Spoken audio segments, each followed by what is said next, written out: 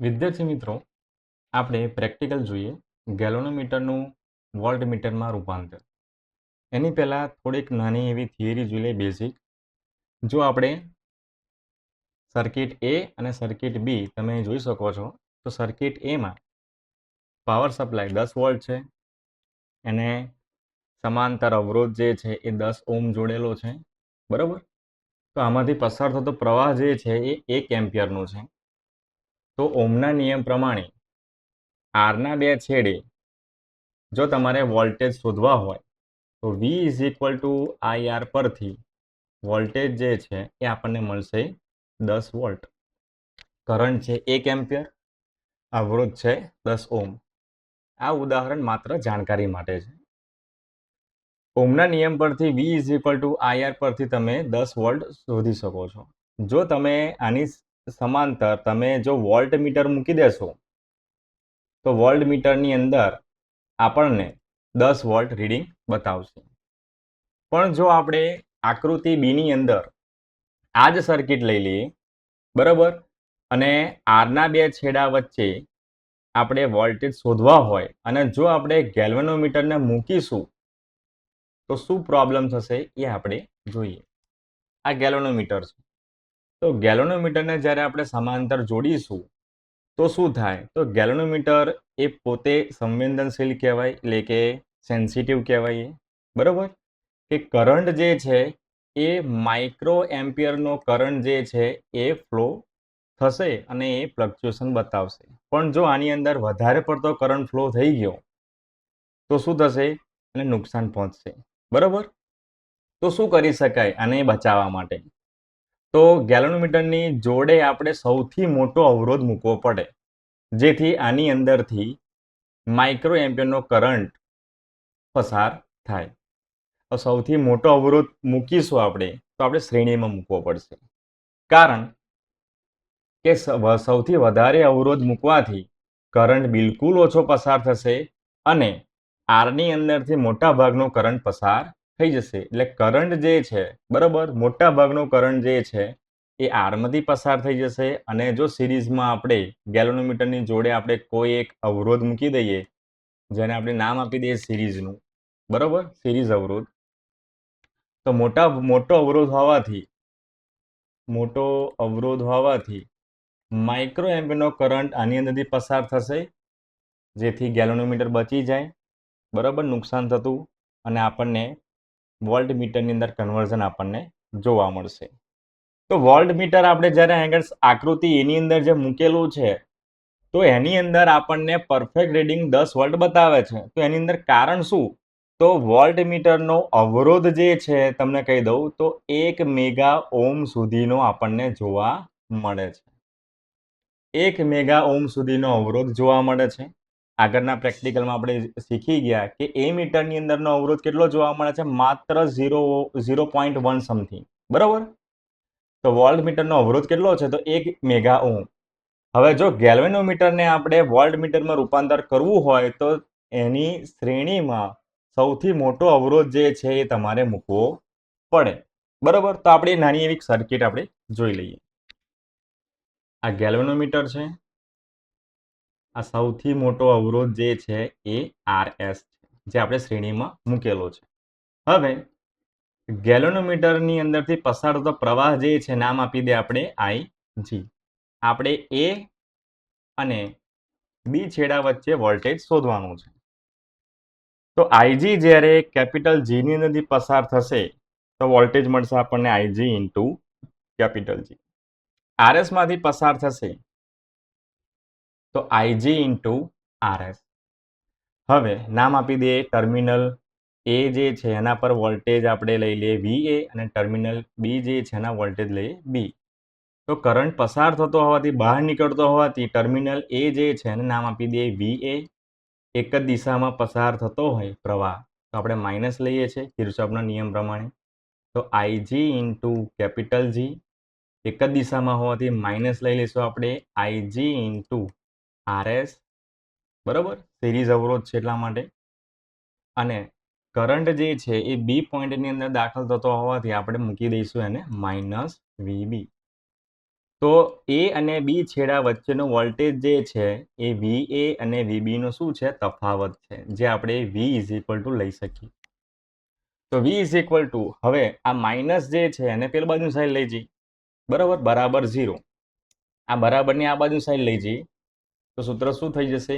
IG into capital G plus IG into RS. હવે આપણે RS ને કરતા બનાવીએ, બરાબર.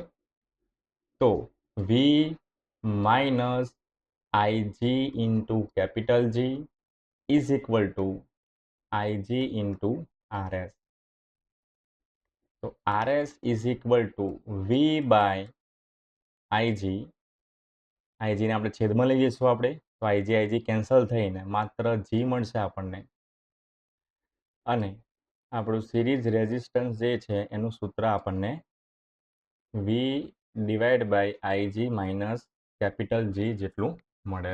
તો હવે આપણે એવું વિચારીએ કે જો ગેલ્વેનોમીટરને આપણે 5 વોલ્ટના રેન્જની અંદર રૂપાંતર કરીએ, જો કેપિટલ G ને 5 વોલ્ટના વોલ્ટમીટરની અંદર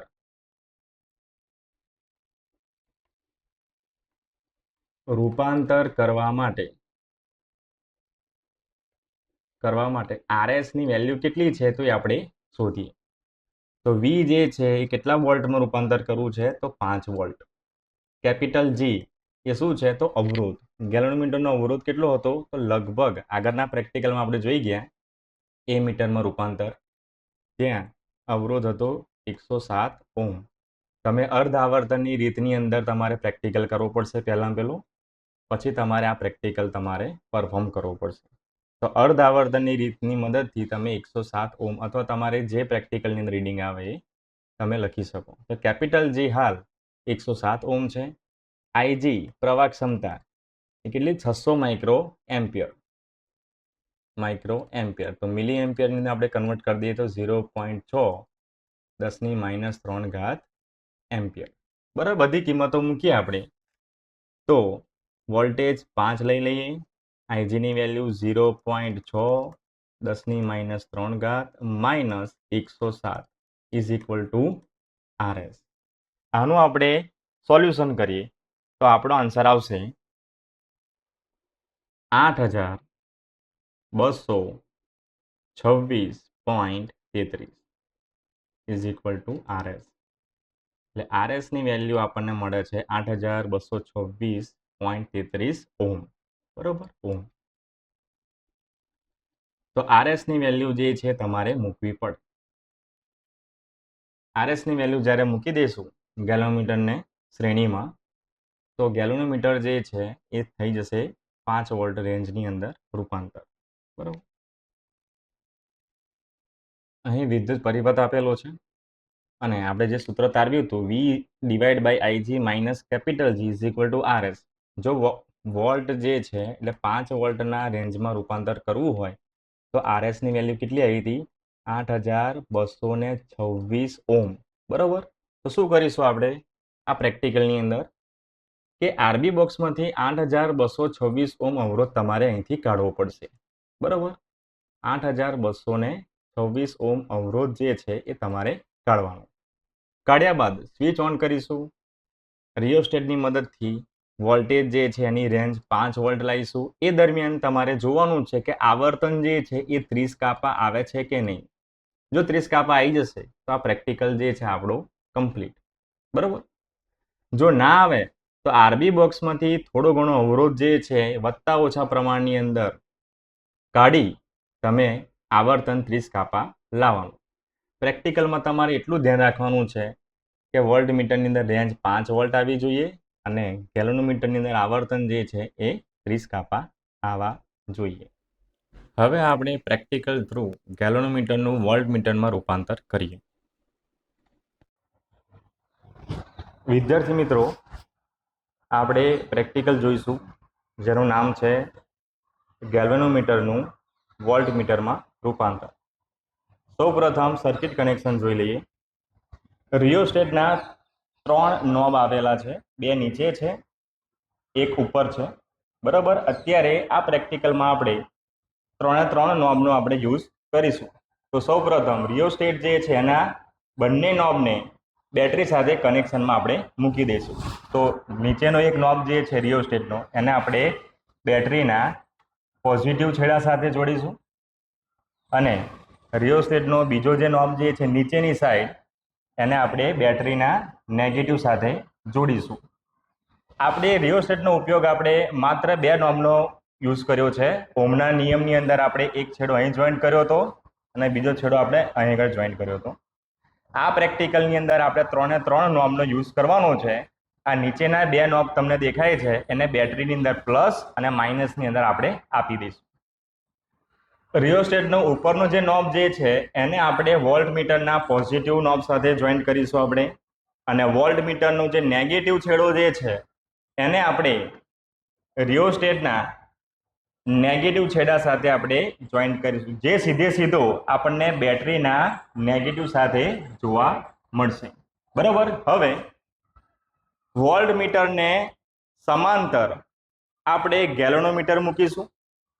એનો એક છેડો આવશે ગેલોનોમીટરની અંદર આવશે. બીજો છેડો જે છે એ સિરીઝની અંદર સૌથી મોટા અવરોધ ધરાવતી જે બોક્સ જે છે, સૌથી મોટો અવરોધ ધરાવતું બોક્સ જે છે આરબી બોક્સ 0 થી 10,000 ઓહમનું, એને આપણે સિરીઝમાં કનેક્શનમાં મૂકીશું. બરાબર. આરબી બોક્સનો નેગેટિવ છેડો જે છે એ વોલ્ટ મીટરના નેગેટિવ સાથે સમાંતરની અંદર આ રીતના જોડાઈ જશે. એટલે મીટરને સમાંતર ગેલોનોમીટર આવશે, આના સિરીઝની અંદર આવશે આરબી બોક્સ અને એનું કનેક્શન જે છે વોલ્ટ મીટરની અંદર. બરાબર. હવે પ્રેક્ટિકલ આપણે શરૂઆત કરીએ. શું કરીશું આપણે આ પ્રેક્ટિકલની અંદર? તો ગેલોનોમીટરની રેન્જ જે છે બરાબર કન્વર્ઝન કરીશું આપણે 5 વોલ્ટની અંદર. વોલ્ટ મીટર જે છે એ 5 વોલ્ટનું આપણે સેટ કરીશું. બરાબર. એ રેન્જની અંદર આપણે ગેલોનોમીટર બનાવીશું. તો આના માટે સૂત્ર આવે છે V/Ig - G is equal to RS. RS શું છે? તો સિરીઝ અવરોધ. બરાબર. તો હવે જો તમારે 5 વોલ્ટની રેન્જની અંદર કન્વર્ઝન કરવું હોય ગેલોનોમીટરનું, તો આપેલ સૂત્રની અંદર કાઉન્ટ કરવાના કે RS નું મૂલ્ય કેટલું આવે છે. જો તમારે 5 વોલ્ટનું મૂલ્ય કન્વર્ઝન કરવું હોય અને ગેલોનોમીટર જે છે એનો અવરોધ 107 ઓહમ હોય તો 8226 ઓહમ અવરોધ આરબી બોક્સમાંથી કાઢવો પડે. તો 8226 ઓહમ આરબી બોક્સમાંથી કાઢીને સ્વિચ ઓન કરીશું અને પ્રેક્ટિકલ આપણે જોઈએ. પ્રેક્ટિકલની અંદર 5 વોલ્ટ આવવા જોઈએ અને આવર્તન 30 કાપા દેખાતું હોવું જોઈએ, 30 કાપા. તો ચલો પ્રેક્ટિકલ કરીએ. સિરીઝમાંથી સિરીઝ અવરોધ જે છે એમાંથી 5000 આપણે 8226 અવરોધ કાઢીએ. આ 5000 2 7 1 8 એટલે 8000 થઈ ગયા. 8226 20 5 એટલે 25 મિનિટ આ 26. બરાબર. એટલે આરબી બોક્સમાંથી આપણે કાઉન્ટ કરીએ. 5 ને 2 7, 1 8200 અને 26 ઓહમ આપણે કાઢી નાખ્યો. એટલે 8226 ઓહમ અવરોધ કાઢ્યા બાદ સ્વિચ ઓન કરીશું આપણે. સ્વિચ ઓન કરીશું. સ્વિચ ઓન કર્યા બાદ વોલ્ટ મીટરની અંદર વોલ્ટ મીટરમાં આપણે 5 વોલ્ટનું રીડિંગ આપણે સેટ કરીશું, જે રિયોસ્ટેટની મદદથી આપણે લાવીશું. બરાબર. તો રિયોસ્ટેટની મદદથી આપણે 5 વોલ્ટ સેટ કરીશું અને ગેલોનોમીટરની અંદર આવર્તન 30 કાપા આવવું જોઈએ.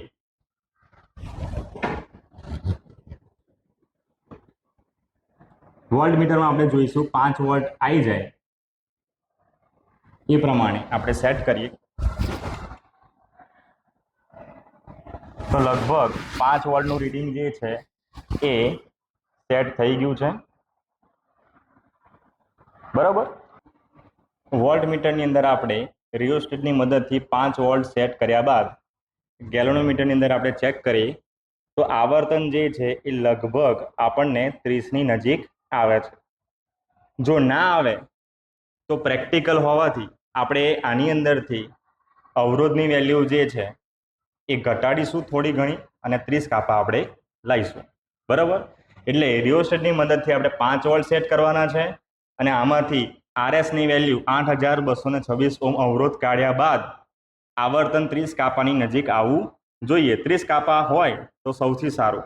જો એકાદ કાપો ના આવે તો તમારે આરની અંદરથી તમારે આરની વેલ્યુ જે છે તમારે થોડીક ઘટાડવી પડશે, જેથી આપણને વેલ્યુ જે છે આપણને 30 કાપા પૂરેપૂરી આવી જાય. જો 30 કાપા પૂરેપૂરા આવી જાય તો આપેલ ગેલોનોમીટર એ 5 વોલ્ટની રેન્જની અંદર કન્વર્ઝન થઈ ગયું કહેવાય. એટલે પ્રેક્ટિકલ આપણે આ રીતનું કરીશું.